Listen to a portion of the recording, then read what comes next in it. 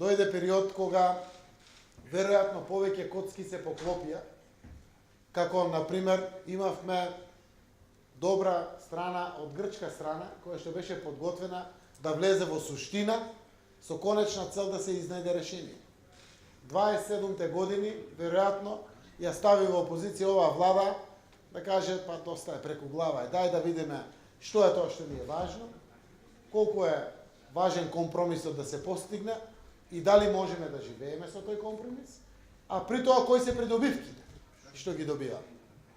И на крајот дојде период кога и Европската унија и НАТО покажаа една поголема свесност, поголема посветеност према целиот Западен Балкан, така и према нашата Македонија. Кога со доволна мотивација тргнаа да не мотивират и нас како Македонија, но и другите земји, покрај со спроведувањето на реформите и тие да испорачаа јасни цели, а тоа е дека нема да има земја членка, следна на Европската унија, со отворени билатерални прашања.